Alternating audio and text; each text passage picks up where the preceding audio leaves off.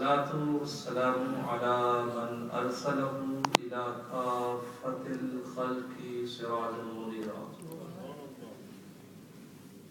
وعلى آله وصحبه الذين جزاهم الله جنة وحريرا.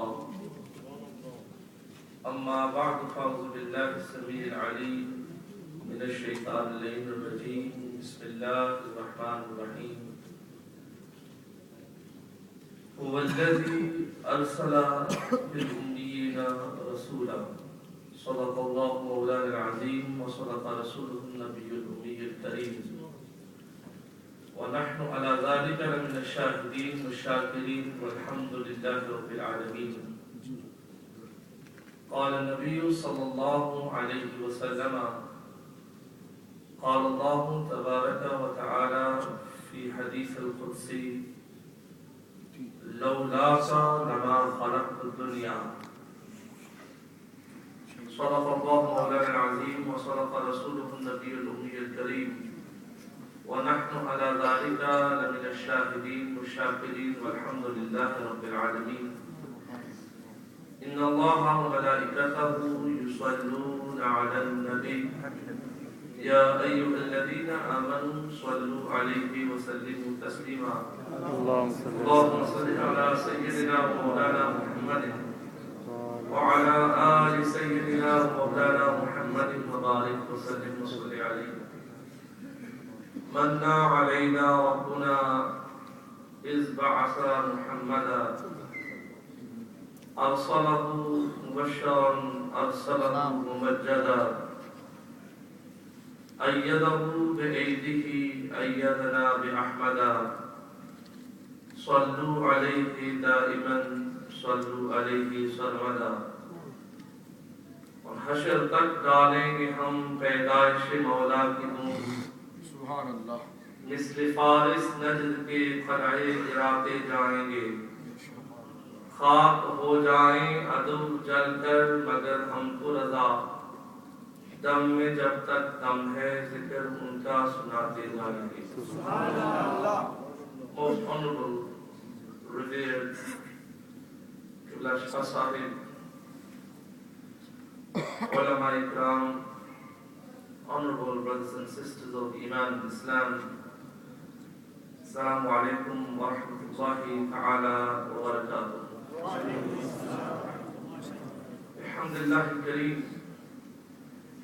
it is an honor to be awake in the later part of the night of this auspicious, blessed time and phase in the house of Allah subhanahu wa ta'ala. May Allah Kareem accept our sitting here and listening to the ulama and make it a means of our forgiveness in this dunya, a means of light in our graves, and a means of success and triumphancy on the day of judgment. Ibn Shah Sahib has mentioned much, and the whole conclusion of their conversation comprised of all those aspects which Allah Kareem has mentioned in the glorious Quran, which describe the birth of the Prophet sallallahu alaihi wasallam, talking about them, mentioning them, reiterating them. This is the milad of the Prophet sallallahu alaihi wasallam. But let me take you back into time and why Allah Rasul alayhi salatu wasalam was sent to the land of the Arab Peninsula. Why was the Prophet alayhi salatu wasalam not sent to the land of Yunan? What is the reason for the Prophet alayhi salatu wasalam not being born in the land of Damascus, in the blessed land of Palestine? When we study history, right, great historians, you will see that that age before the birth of the Prophet alayhi salatu wasalam, Yunan was a land known for its education, known for its knowledge, people of great caliber, great scholars were born in the land of Yunnan, and how its knowledge prevailed the world. But Allah's Rasul alayhi salatu wasalam was not born in the land of Yunnan. When we study the land of Palestine, we see more than 4,000 prophets came to this blessed land. Subhanallah.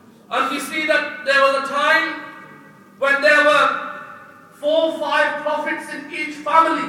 Subhanallah. The father is a prophet, the son is a prophet, the brother is a prophet.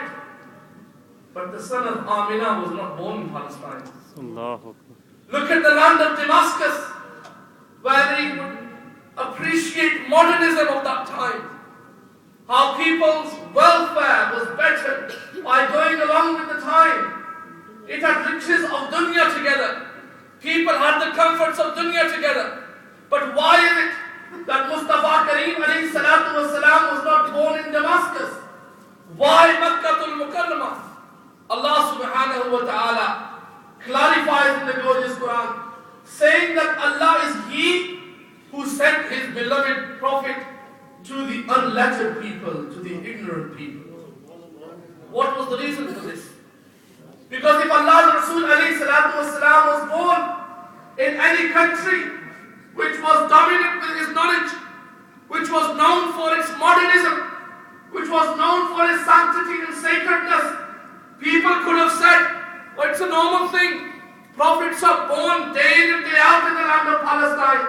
But Allah subhanahu wa ta'ala wanted to prove to the people of dunya that being born in the own house of Amina, where the roof would leak, where the walls were weak, where the floor was of mud, this was the room in which Mustafa Kareem was born to tell dunya that the great knowledge of Yunnan and the great modernism of Damascus and the great sanctity of Palestine are all dependent upon the birth of Mustafa Kareem alayhi salatu wassalam.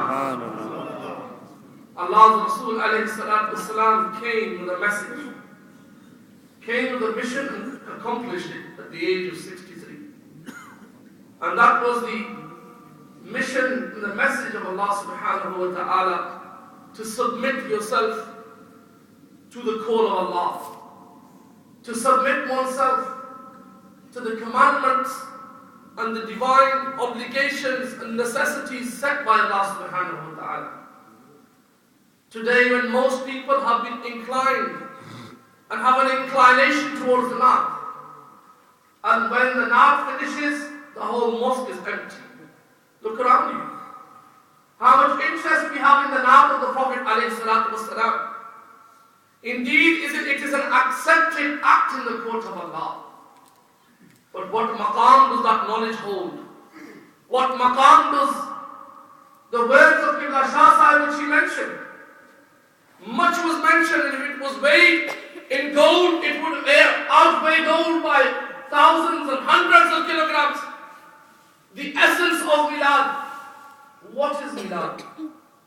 Today when we surf the internet, and we see on many internet debate forums, people are talking about you shouldn't celebrate Milad. Allah's Rasul alayhi salatu wasalam never did it. The Sahaba Ikram never did it.